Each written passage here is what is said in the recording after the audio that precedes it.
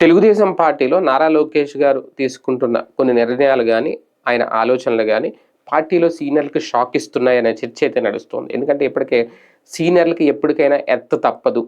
మొత్తం కూడా ఎందుకంటే ఆయన నోట వినిపించే జెన్ ఆల్ఫా మాటలు ఒక రకంగా ప్రజల్ని ఆకట్టుకోవడానికి లేదంటే ఆ 2 తరాలకి సంబంధించి ఒక రాజకీయ భవిష్యత్తు సిద్ధం చేసుకుంటున్నారనేది ఒకటి.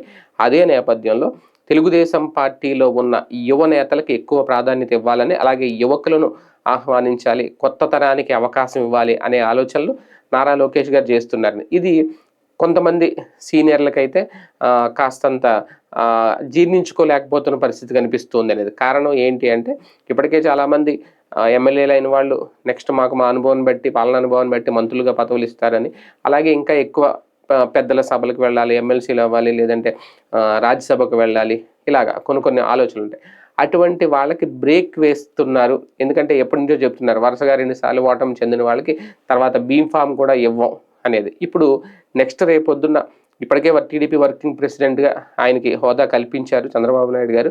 త్వరలో ఆయన్ని ముఖ్యమంత్రి చేసి పూర్తిగా అధికార పగ్గాలు, పార్టీ పగ్గాలు ఆయనకి అప్పగిస్తే ఖచ్చితంగా సీనియర్లు పార్టీలో ఒక పెద్దరికంగా ఒక పొలిట్ బ్యూరోలో మాత్రమే ఉండగలుగుతారు గానీ, అంతకు మించి యాక్టివ్ రోల్ ప్లే చేయలేరా? లేదంటే క్యాబినెట్‌లో కొనసాగలేరా? మొత్తం అందరికీ యంగ్‌స్టర్స్‌కి అవకాశాలు ఇవ్వబోతున్నారు. కానీ కొంతమంది అయితే ఉంటారు. అది కూడా ఏమన్నా 60-40 రేషియో ఉంటదా ఏదే అనేది కూడా నెక్స్ట్ ఆయన తీసుకునే నిర్ణయాన్ని బట్టి ఉంటది. కానీ దాని మీద ఎలాంటి ప్రకటన అయితే ఉండదు గానీ, చేయాల్సిందైతే చేసిపోతారు. కానీ పార్టీలో అంతర్గతంగా జరిగే చర్చలు, పార్టీలో నారా లోకేష్ గారు తీసుకోబోయే నిర్ణయాలైతే మాత్రం సీనియర్‌లకి షాక్ ఇస్తున్నాయట.